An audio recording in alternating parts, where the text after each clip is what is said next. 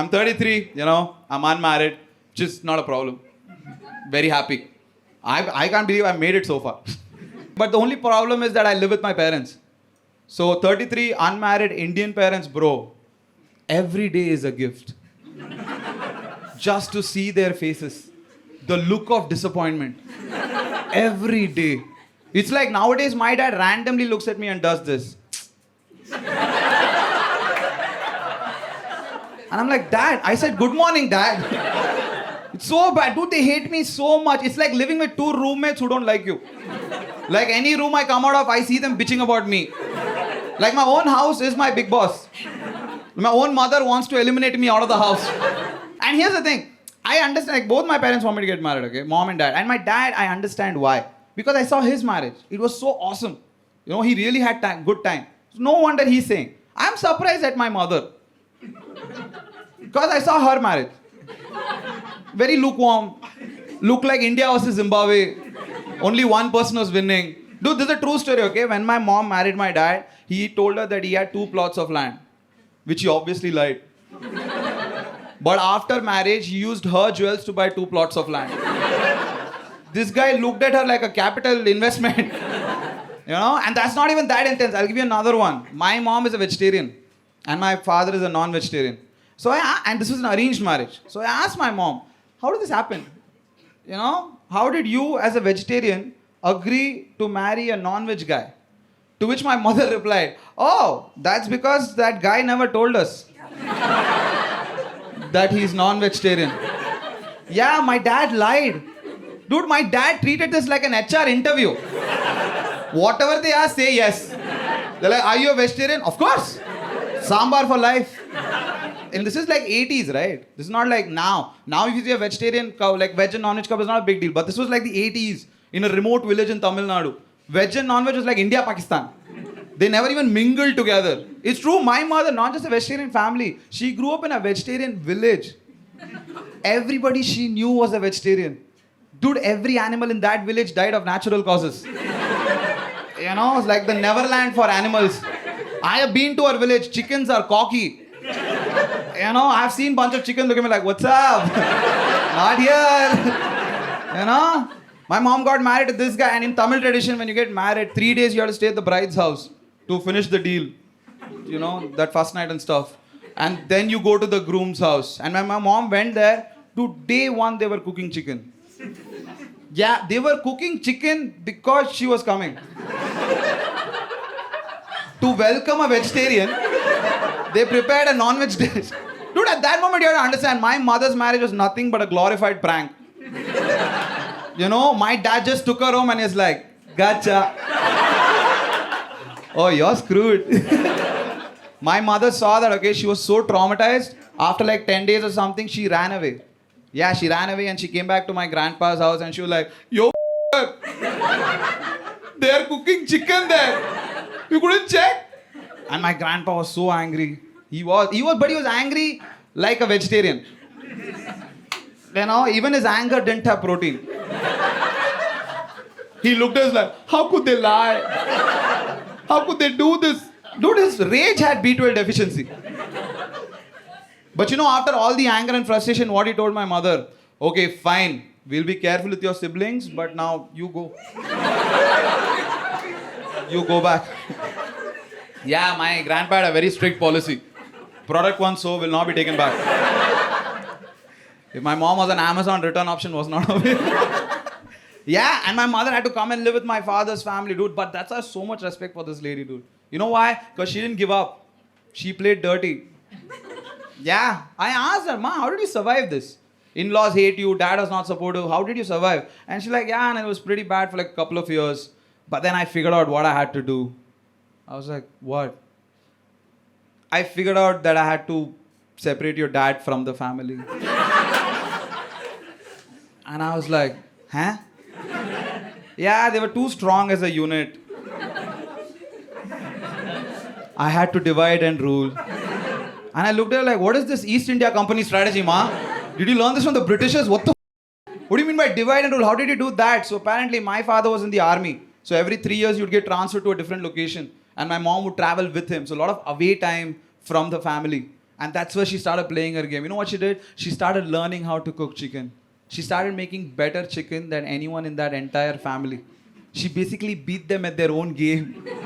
She Ronaldo'd that chicken curry, making it the best, and she started giving that chicken to my dad. Try, no? Try. Like a drug dealer. Slowly putting that new chicken in his veins and getting him high. And when my dad would have that chicken, like, oh my God, this is so good. I love you. And my mom would just quietly whisper bad shit about his family. Every weekend. Dude, you don't understand. My father, not just the army, he was in the NSG commando force. This guy dealt with terrorism. But he didn't know there was a sleeper cell at home. Guy the cooking chicken. You know, just every time my mom made chicken, we thought she loved us. We didn't know she was standing in the kitchen like, you know. And it didn't happen overnight. It took a lot of time. She couldn't convert him. It took like 5-6 years. But after that, I've seen my dad walk around the house like a drug addict. Every Sunday, he would just wake up and be like, chicken, chicken. And my mom would just quietly be like, chicken or family? Chicken. You know? And by the way, I've tasted a chicken, okay? It's out of this world. It's one of the best chicken curries I've ever tasted. And you know what? I understand why it's so good. Dude, her life depended on it. No wonder she's gonna make the best chicken curry. Everyone else was putting masala. She was putting feminism in that chicken. She's like, you better be good. You know? And I have to admit, this is one of my favorite feminism stories of all time. You know why? I'll tell you why. Because I've heard other feminism stories. Women went through a lot of shit. They worked hard, overcame, successful. It's nice. Boring. No, it's very linear. This is the first one where a woman is evil. And I love it. Dude, have you guys seen that documentary, Curry and Cyanide? Yeah? If you haven't seen it, it's a documentary about this Kerala woman who put cyanide in the curry to get rid of her in-laws. My mother did it without the cyanide. Do you realize how good the curry has to be? It still gets the job done. I love my mother. One of the most beautiful, manipulative, toxic lady I've ever seen in my life. And I love that I call her a mother. She is toxic, dude. This is a true story, okay? Last month, I did a full body checkup for both my parents, okay? And the report comes, I see my mom's report, her thyroid, cholesterol, and sugar is a little spiked, okay? And I was like, and then I looked at my dad's report, thankfully, everything was normal. I was like, at least one person is normal. And that evening, I saw both my parents fighting in the kitchen. My mother was angry that my dad's report was fine.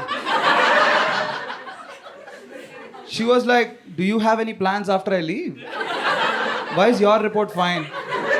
Oh, your sugar is on. And I thought that was funny until that evening she made the sweetest kheer. And she's like, eat. Oh, sugar is normal, huh? Eat. We are dying together. I don't know, man. If that's not love, what is?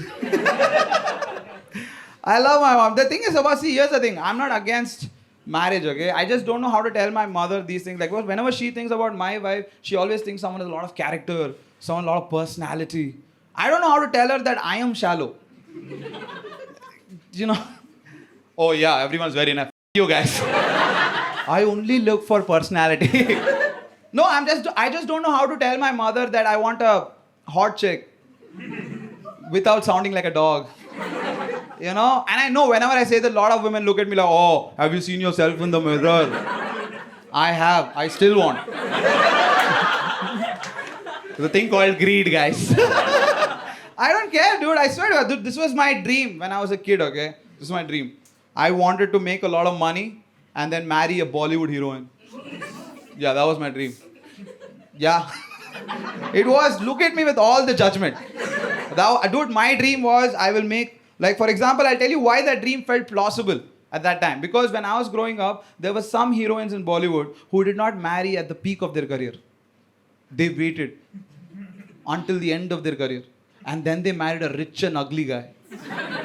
And whenever I saw that, it gave me hope.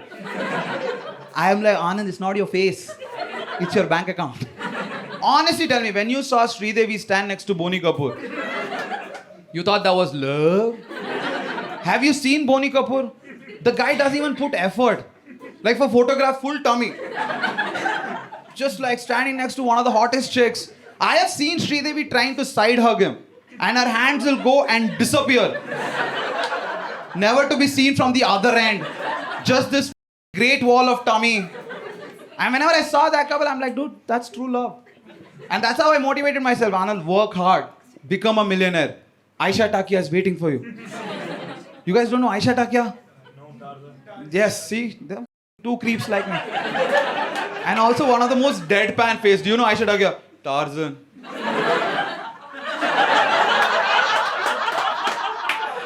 You said Tarzan like I got scared. I'm like, shit.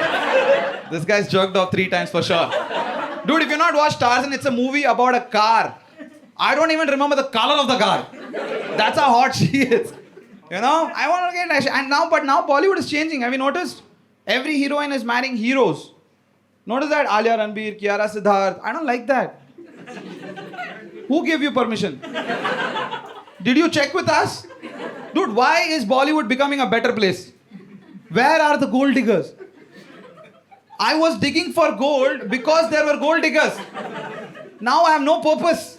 And also, here's another argument, okay? I don't like it when I see a really good-looking couple. I don't. And it's not just jealousy. It's also the fact when you see a really good-looking couple, doesn't it look easy? Like, of course you found each other. There's no mystery. It's vanilla. Ugh. I'm not intrigued. But when heart to heart, when you see a couple where only one of them is looking good, you're like, what happened? Something happened here. There is a story. It might be romantic for you, it's motivational for me. Now tell me from day one. I love those kind of couples. I hate the good looking ones. Like for example, I'll tell you. Do you guys remember when Brad Pitt and Angelina Jolie started dating? I was so angry. Bro, this is like the world's hottest chick is in love with the most good looking guy. And they asked Angelina, what do you like about Brad? She was like, his heart. F*** you, Angelina. Stop trying to rub it on our face. And they were too happy as a couple. Too happy. They were adopting babies every month like it's Netflix subscription. Every month is a new continent. And they were too much in love. I didn't like it. And I kept praying. And finally, God answered my prayer. When Brad Pitt cheated on her. Oh, dude, I was so happy. I was thinking of hypothetical scenarios that what would I tell if she was in front of me? Like, I just walk up to her, I'm like, Angie. I would have never done that to you. You went for looks. Women, hear me out. I am not against good-looking women dating good-looking guys. I am against them being happy. In that relationship. If she picks a hot guy, it should be so toxic that she should start thinking, looks are not important. That is where I come in. That is... You know? That is the vulnerable window I need. For me, like, yeah, I'm coming. And you have to understand, the average guys are heavily dependent on good-looking guys it up. It's a very codependent industry. You know, when they mess it up, we thrive. Have you ever seen those couples on the road? What is that girl doing with that guy? Why do you think it happened? Some hot guy broke her heart. And this guy was like, do you need a tissue? That's how the perfect love story. And I know some of you are still not convinced, okay? I'll give you a case point study to prove my theory. You know? Don't you guys feel that Aishwarya Rai had to go through Salman to appreciate Abhishek? Otherwise, do you really think Abhishek had a shot with the Miss World? Heart to heart. I like the guy, but really think Miss World. And that's why I hate it when people make fun of Salman Khan. They're like, look at this idiot. He's 55 and he's still unmarried. Do you realize how many men are married because of Salman Khan? That charitable organization. He does so much for people like us. Dude, every hot chick that has dated Salman Khan comes out of that relationship like, I am done. Please, I am done. Save me. You know? You don't believe me? Look at Katrina Kaif. Dude, she was a UK model. Now she's celebrating Karwa Chauth and all. Imagine being so toxic, the other person becomes religious. You know, they date you, they're like, I believe in God now. You know? And I'm not not saying Vicky Kaushal looks bad. I'm not saying that. But ever since he got Katrina, doesn't he look too happy? You know, wherever he goes, like Tauba, like wherever he just happy all the time. And also, I live with my parents, okay? This whole arranged marriage, matrimonial thing and all. My parents will make me do shit, even without like consulting me. That's how understanding Indian parents are.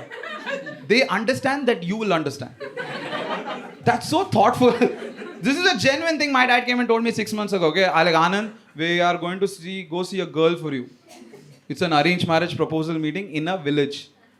And you can't say no. I'm like, Dad, I am the only one who can say no. Why can't I say no? It's like, because some far relative has set up this meeting. Okay, so we can't say no from here. He will take offense. And we can't hurt his feelings. And I looked at him like, Dad, I'm your son. What about my feelings? Can you be serious right now? No time to jokes. And I got angry. Okay, so I asked him, okay, what if I come there and say no? That's fine. Actually, we want you to say no. Why? We don't like the girl. And the family. But we can't say no from here. We have to go there and say no. And I looked at him like, Dad, this is the dumbest plan you've ever come up with. And you were an NSG commando. Like Indian army depended on you to make plans. And this is what you're making? No wonder Pakistan gets in 2-3 times. And they put me in a train and they took me, dude, to go say no to a girl. Have you ever written an exam to fail? And what an arrogant plan that we're going to go there and say no and come back. Nobody thought, what if we go there and she says no? How embarrassing would that be? Imagine you travel to a different pin code and you open the door, the girl is like, no. And that time you can't be pity, like, what, you know, me no. Can't do that. And so they took me, okay, so first we reached the village, you don't go to the girl's house directly. You go to the relative's house. That's where you do the pit stop. Because this is where all the pre-game analysis happens. Yeah, dude, it's proper science. They discuss like, oh, your son is an engineer, kick-ass. You have a house in Bangalore, even better. Your son is a comedian, never say that. Keep that to yourself. Dude, in this arranged marriage market, and I've realized the market value for artists is so low. Like the only people below us are criminals. If you've been to Tihar, I beat you. Okay? So we do all this planning, okay? And the next day is the day, D-Day. Okay? And it's an arranged marriage like in village, okay? So these guys are a little intense with their love. Dude, they sent a car to pick us up with the driver, like a private chauffeur. And when I'm walking towards him, this guy gets out of the car and he's like, opens the door for me and all. Yeah, and I didn't have the heart to tell him that in Bangalore, I take Rapido. Wherever I go. Even when they ask 20 rupees more, I'm like, why should I?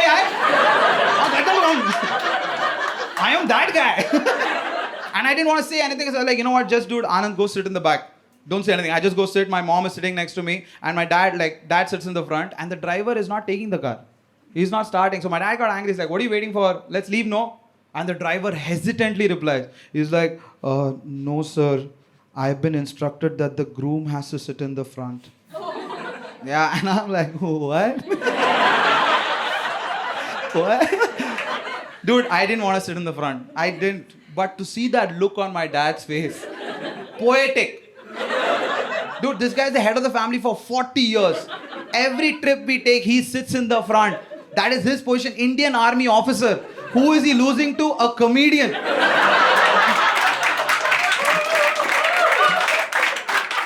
If that doesn't hurt your ego. And also, it's his plan. He can't even say no. He has to say yes. He said yes. He got out of the car. I got out of the car. We're like crossing each other. Just to mess with him. I'm like, You know, I go sit in the front of the car. I put the seat fully back. My dad's sitting back. Anand, you made your point. Anand, you made your point. You know? Then we take off, okay, when we start driving, and it's like a 25-kilometer drive to that village. We reach the village, we take a left turn, and I saw her house, and I could recognize that it's her house. Not because I recognize the house. It's just because how overly decorated the house looked.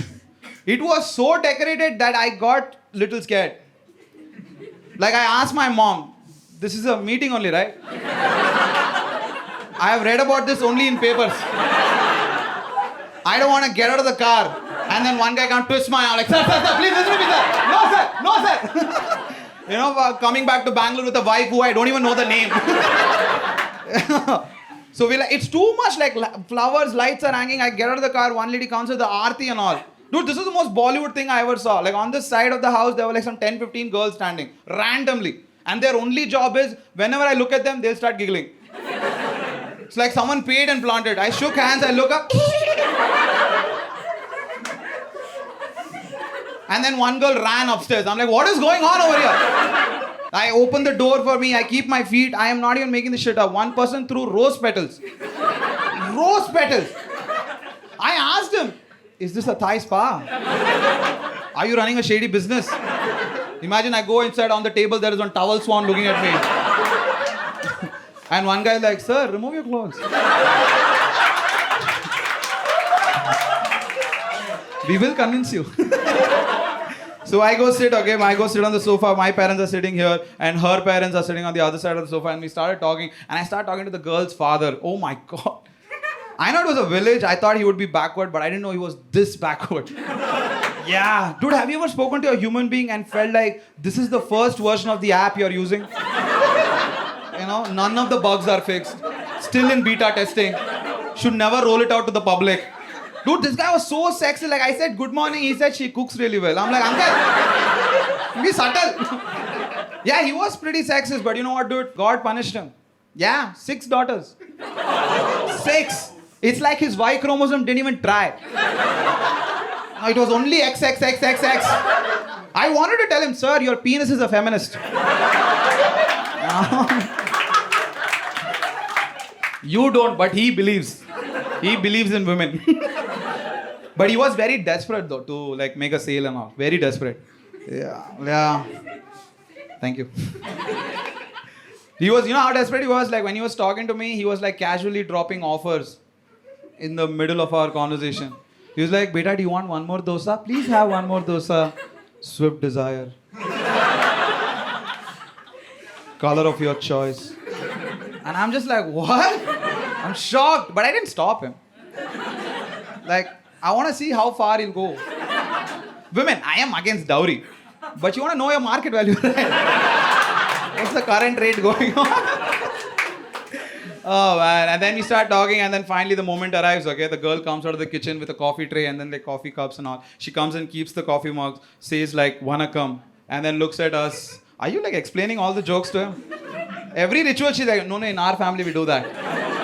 I don't know, I was doing a show and a translator is right here with me.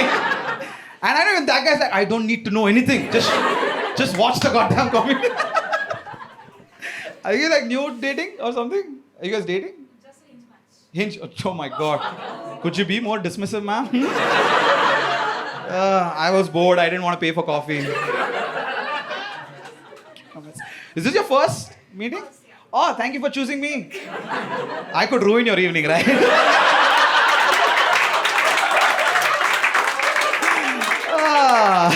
Just say random, small dick. Like, just say random things and just... Not even like make sense. Sorry, have a great day, guys. Enjoy. So yeah, coming back. What? Yeah. So the moment comes, okay, she comes out with the coffee glass. She keeps the tray. She looks at all of us, says "Vanakkam," and she's standing there for 2 minutes. And her dad looks at her and like, "You can go back inside." And I look at her. I'm like, "Are we window shopping? What is this? Or what is this, like the Lakme Fashion Week or something? That then she's gonna go back and then her sister's gonna come out and then come like, do you like? What is happening here?" I get so irritated and I'm thinking in my head like, this is so wrong. They should not do this. Dude, like, shouldn't she sit here and talk to me like a regular human being? Like, I mean, I thought it. I didn't say it. I was too afraid, guys. Dude, this guy, I know he's very angry. Like, I don't want to say anything. But in my head, I'm thinking like, you know what, Anand? You're a good human being that you had this thought. I felt good about myself. Until a joke popped up. That kind of ruined the moment. And in my head, the joke literally came was when she kept the coffee and she was going back, I just wanted to be like, one bread omelette. Just to see. I didn't say it. But in my head, I was thinking, what if I say it confidently? Even she'll be like, with salt or without salt? You know? And I don't know if you know this, okay? These parents, even though they are a little regressive, they try to pretend like they're progressive. Like the uncle looks at me, he's like, Beta, you can go talk to her. I'm like, then why did you send her inside? He's like, no, why will you talk in front of elders? You talk, go talk in private, discuss what you want to tell her. I was like, and I look at my mom, I was like, and I go, okay, so I go enter her bedroom, she's sitting on the edge of the bed, and they put a chair for me, I'm sitting opposite to her, and I'm thinking I'm going to talk to her, and then her sister comes and stands there. Like a watch. So like, all dialogues need to be moderated. And we started talking, so she was really shy. So I was like, you know what, Anand, let me start the conversation. I was like, English? She's like, yeah. Our sister like, yeah, English. Talk in English. I was like, oh, my name is Anand. I live in Bangalore. I'm a I'm an engineer. I've been performing engineering for 10 years. It's going very bad. And then I tell about it, and I'm like, why don't you tell me something about yourself? And I'm not making sure this is all true, okay? She gets up from the bed, stands, and she goes, my name is Geeta. I went to this school. I went to this college. My hobbies are cooking, and I like to read.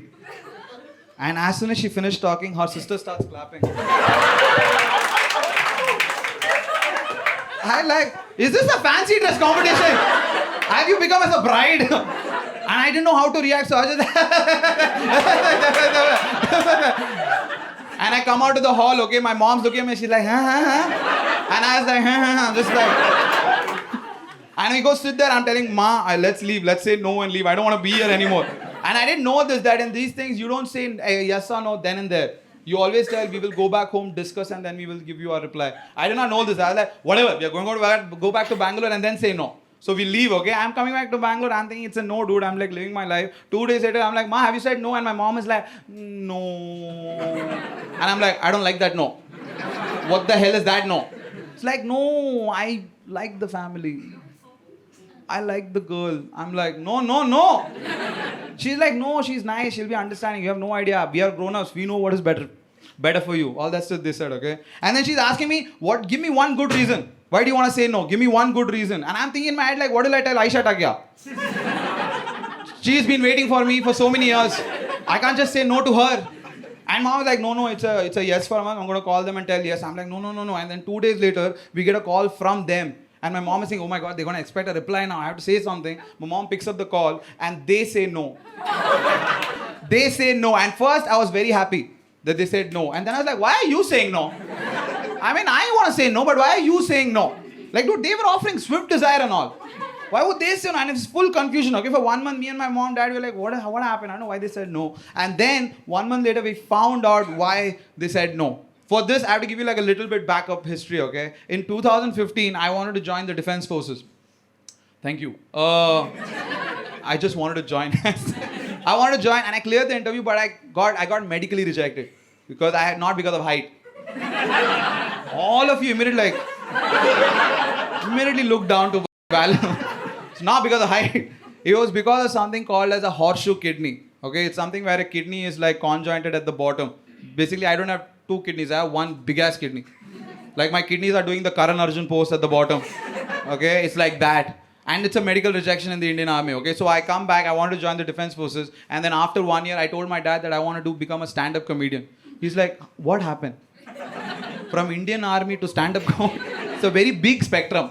And I started doing comedy and I put out some videos. It worked, okay? It got some views. And after that, I got in touch with this guy. You guys know what is a TEDx Talks, right? Yeah, they approached me. They're like, Anand, we would like to come invite you as a panelist. And I looked at them like, how low have you fallen? You guys used to invite scientists. I talk about my small dick. What is the correlation? How did we come? Like, no, Anand, your videos we really like. It'll be great. The students will really enjoy. And I was like, okay, I'm going to go do some jokes and come. But they're like, no, we want you to motivate these kids. I'm like, how am I going to motivate anyone? And then I remembered, like, you know what, dude, you can talk about your horseshoe kidney. You know, from horseshoe kidney you started stand-up. And I prepared a speech and I went and did it. It went horrible. Not even one person was motivated. 2, 3 were demotivated. They were like, let's stop going to TEDx Talks from now on. But I forgot about it, okay? But I didn't know that these guys recorded this shit and put it on YouTube. Yeah, and nobody watched it there also. The whole country was like, no, we are good. Keep that shit to yourself. Now coming back to the story, okay? We all have relatives. But there are some beautiful relatives who hate you so much that nothing good should happen to you in your life. Do you have those kind of relatives? And sometimes do you ever thank God that you have those kind of relatives? That even when they're trying to fuck it over for you, they do help? One of my cousin, the relative who hates my family, he found this video. Yeah. And with his insane knowledge in medical and English, because he did BCom in Tamil. He saw this video, went to that girl's house and told that family that Anand has no kidney. That it's an empty 1 BHK. You open it up, it's only air. And only reason Anand wanted to marry this girl is because he wants her kidney. Thank you so much, guys. You got a great audience. I hope you guys had a good time.